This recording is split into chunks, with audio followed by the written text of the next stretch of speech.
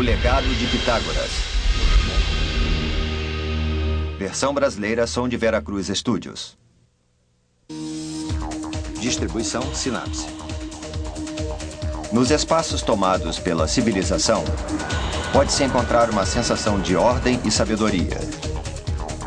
É algo que geralmente não se revela, mas esse é o fundamento da cultura e do progresso. Esse fundamento é conhecido como matemática. A matemática começa com o Teorema de Pitágoras, que é sempre o início de uma nova jornada por novos espaços. Desafiando Pitágoras.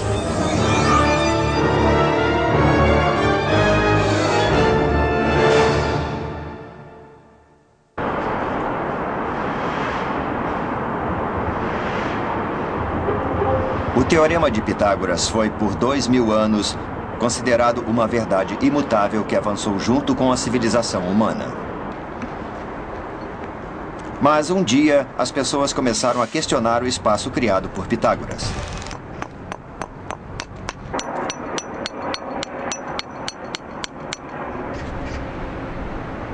O Estádio Olímpico de Beisebol de Changchun tem uma superfície perfeitamente reta.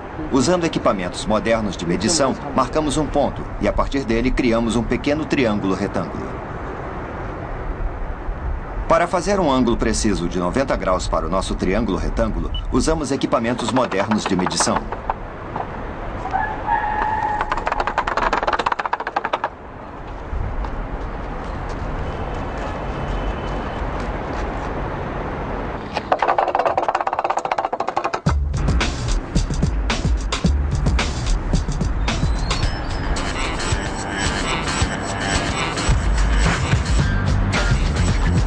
Os dois catetos desse triângulo retângulo têm 8 e 15 metros, respectivamente, enquanto a hipotenusa tem 17 metros.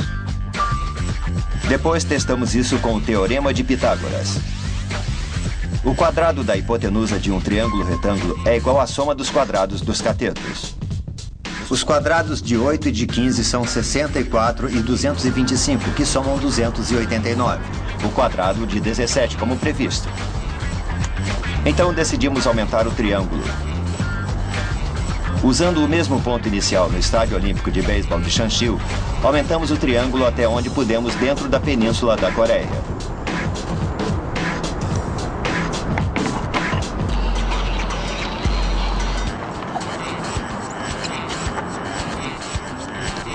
Para encontrar os pontos exatos necessários para fazer um ângulo reto preciso, usamos sistemas de localização por satélites, conhecidos como GPS.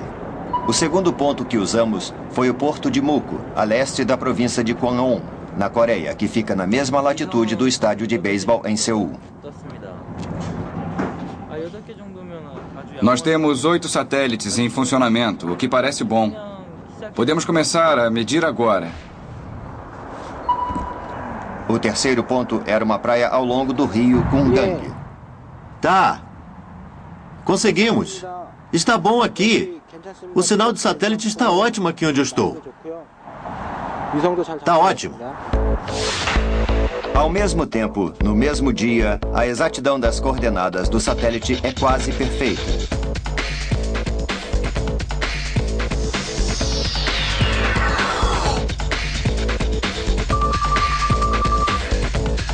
De acordo com os aparelhos de GPS, a distância entre o estádio em Seul e o porto de Muko era de 181 quilômetros e 80 em uma linha reta.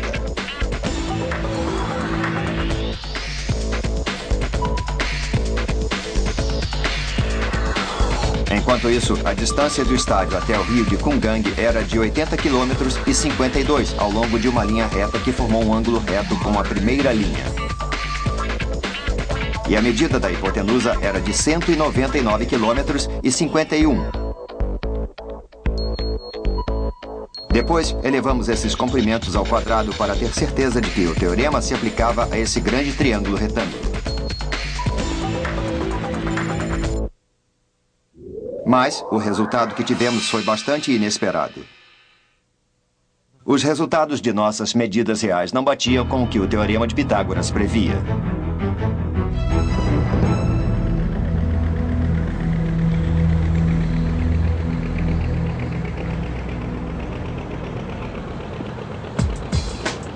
Tentamos outro triângulo, esse bem maior, cobrindo uma porção bem maior da Terra.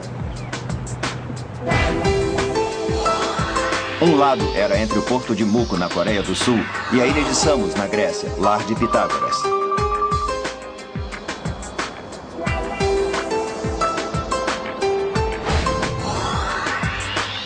O triângulo retângulo dessa linha levou a outro ponto na savana da República Democrática do Congo, no continente africano.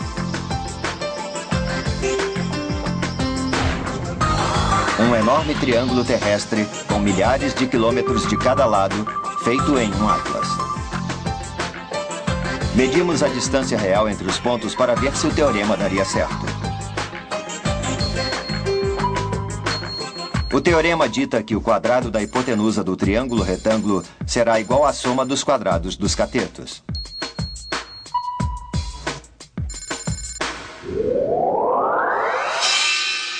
Mas, dessa vez, a diferença era ainda maior.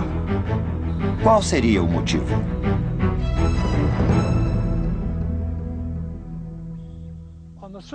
Na superfície de uma esfera, como a superfície da Terra, a menor distância entre dois pontos não é mais uma linha reta. É a distância de um grande círculo que une esses pontos. É um círculo que você consegue cortando a esfera com um plano passando pelo centro. Então, as distâncias menores na esfera não são linhas retas, mas arcos circulares. Assim é possível. Muitos dos teoremas da geometria plana não servem para a superfície de uma esfera. A soma dos ângulos internos de um triângulo retângulo é 180 graus num plano reto como uma folha de papel. Mas em uma forma esférica, as linhas e ângulos ficam curvos, o que muda seus comprimentos, tornando os ângulos interiores maiores. Em uma superfície esférica como a da Terra, o teorema de Pitágoras não funciona.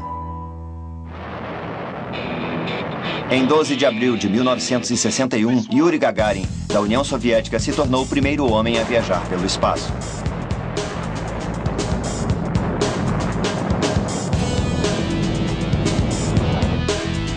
Pela primeira vez na história humana, alguém pôde ver nosso planeta de cima. Seus olhos viram uma Terra redonda e azul.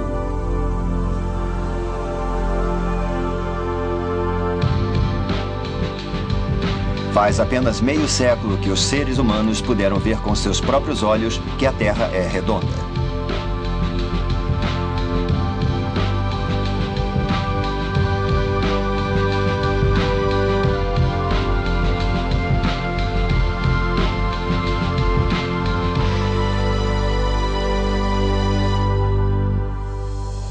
Mas os antigos matemáticos foram os primeiros a saber que vivemos numa bola redonda.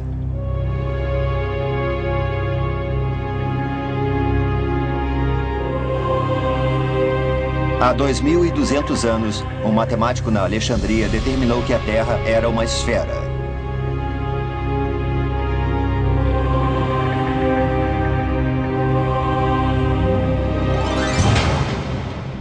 Eratóstenes foi o supervisor da Biblioteca da Alexandria, que na época era o centro de todo o conhecimento e aprendizado do mundo. Um dia, na biblioteca, ele leu parte de um diário de um viajante. O viajante anotou que ao meio-dia, no solstício de verão em Siene, que era como os gregos chamavam Assuan, todas as sombras desapareciam.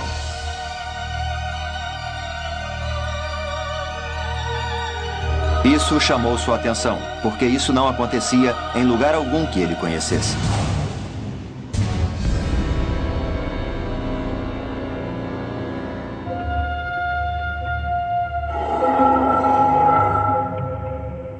Ele decidiu fazer um experimento simultaneamente na Alexandria e em Siene.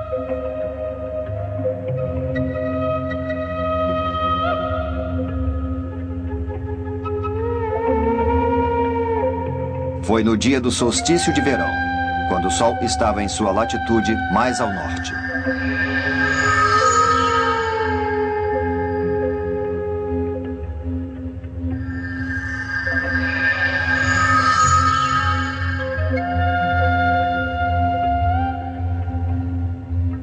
resultados do experimento foram que em um poço em Siene, quando o Sol chegou bem acima dele, todas as sombras desapareceram. Distante na Alexandria, algumas sombras continuaram. Isso era curioso, porque o tamanho das sombras era diferente. Ele tinha descoberto que a Terra é redonda? Eu acho que ele soube. Quando um navio navega uma longa distância no mar, ele parece afundar no horizonte, independente de que direção ele esteja seguindo. Acho que eles descobriram que a Terra não poderia ser plana.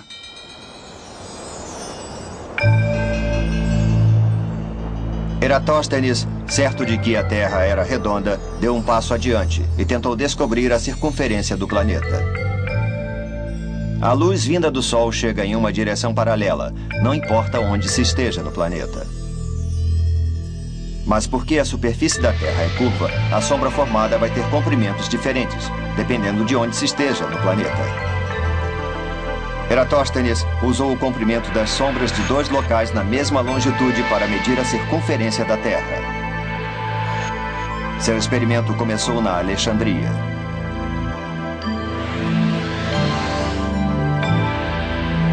Primeiro, ele posicionou uma vara perpendicular à superfície da Terra.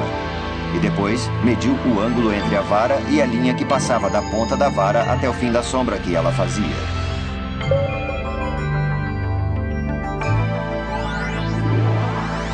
O ângulo formado pela vara perpendicular na Alexandria e sua sombra formavam um ângulo de 7,2 graus. Isso é 1/50 dos 360 graus que formam um círculo completo. Agora, ele só precisava descobrir a distância até Siene para medir a circunferência da Terra. Eratóstenes decidiu medir a distância da Alexandria a Siene andando a pé.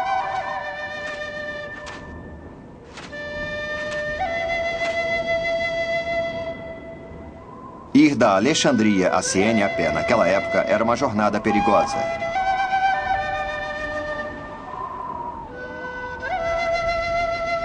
Ele passou muitos dias atravessando o deserto para determinar que a distância era de 5.000 estádios ou 800 quilômetros.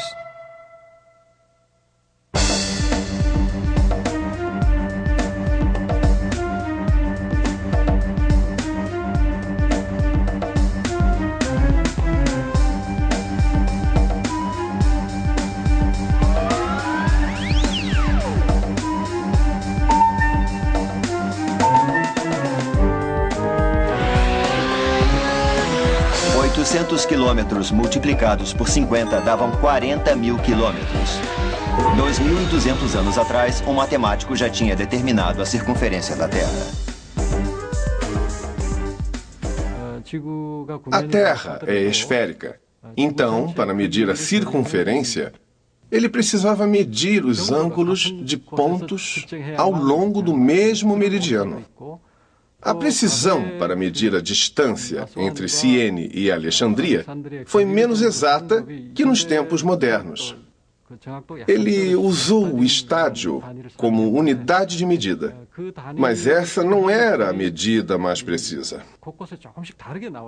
É difícil converter isso para a métrica moderna, mas pode-se dizer que essa medida era extremamente precisa para o seu tempo.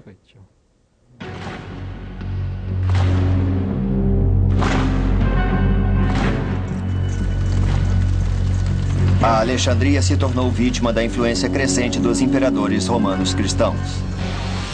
Em 391 foi ordenado que todos os templos pagãos fossem destruídos e a biblioteca da Alexandria foi destruída pelo fogo. Os comandantes do Império Romano não queriam filosofias discordantes. Pouco depois disso, a Europa entrou em uma hibernação nas trevas.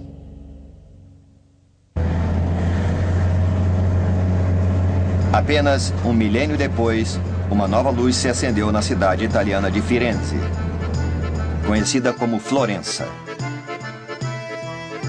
Na Florença do século XVI, a Renascença começava a surgir. Com recursos abundantes para mercadores, muito da fonte de conhecimento da Renascença se centrou nas aventuras humanas e não divinas. O centro do mundo saiu de Deus e dos deuses e se concentrou nos homens como foco do aprendizado e das artes.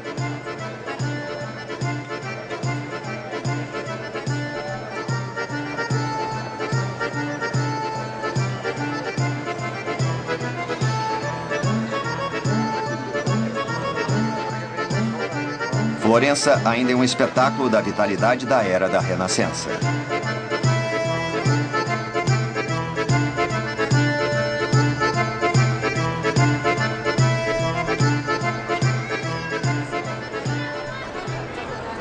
O símbolo da cidade é a Basílica de Santa Maria del Fiore, ou seja, Basílica de Santa Maria da Flor. Esse é o Domo, a grande estrutura que se ergue diante da beleza sem palavras da cidade de Florença.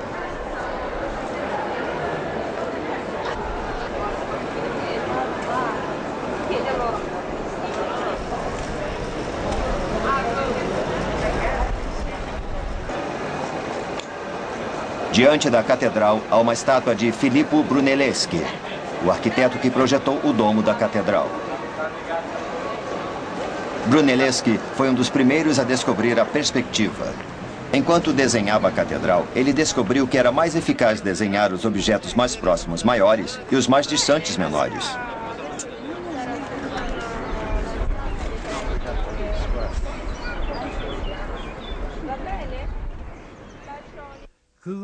O espírito da Renascença era a razão.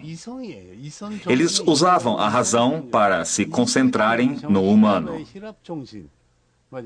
Isso os levou aos ensinamentos dos gregos, que eram relacionados ao helenismo. Verdade, bondade e beleza fazem parte disso. Para eles, verdade e beleza eram formas de raciocínio e eles acharam que poderiam expressar essa beleza matematicamente. Era assim que pessoas como Leonardo da Vinci pensavam. Foi o espírito daquela era que levou à geometria e também à perspectiva. Foi aqui em Florença que o desenho usando a perspectiva matemática e geométrica começou.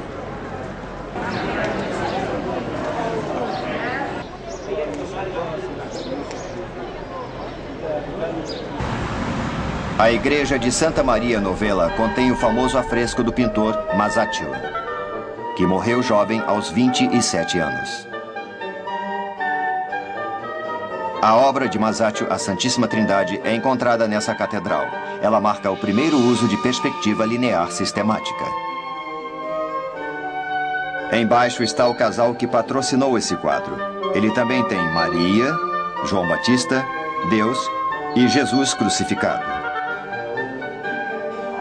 Esse quadro tem um cálculo de onde Masaccio achava que seria o nível dos olhos de quem veria a pintura.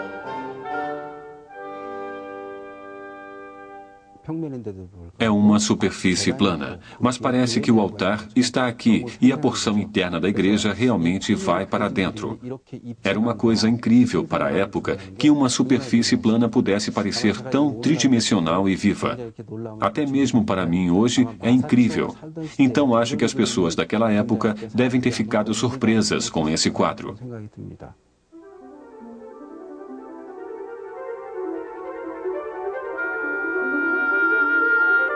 Um dia, em 1491, um pintor de Milão recebeu o pedido da corte papal em Roma de uma representação da última ceia de Cristo.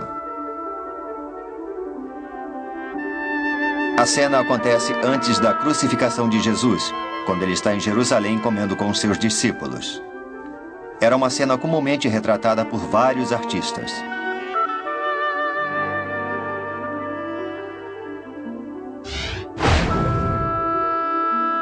A última ceia, pintada por Giotto di Bandone no final da Idade Média, tinha uma auréola em torno das cabeças de todos para mostrar sua santidade.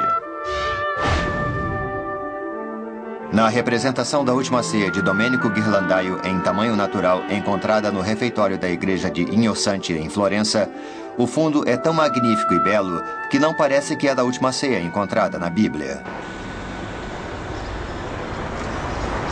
Entre todas as representações da última ceia, a que é considerada a melhor está em um convento em Milão.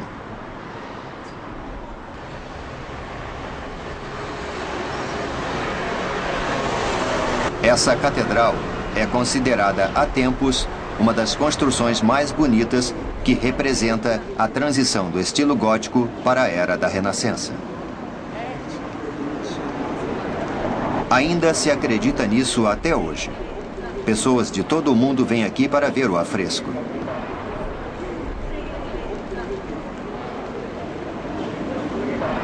É a última ceia de Leonardo da Vinci.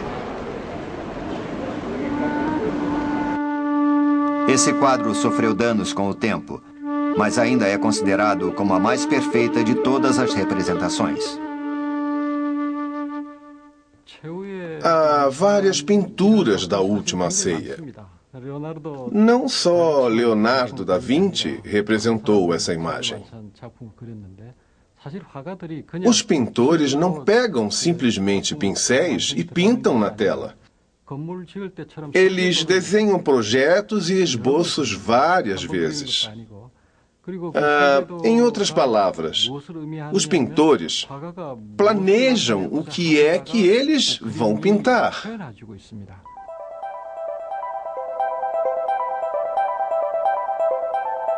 Antes de Leonardo da Vinci começar a pintar, ele dividiu o espaço de acordo com os métodos da perspectiva geométrica. Ele planejou a composição para que as linhas de visão convergissem sutilmente para Jesus.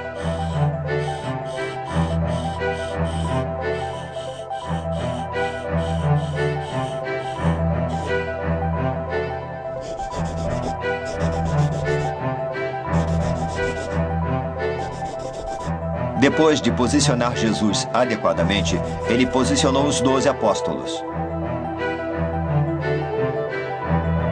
Jesus é vivo, rezando seu último sermão da salvação antes da morte.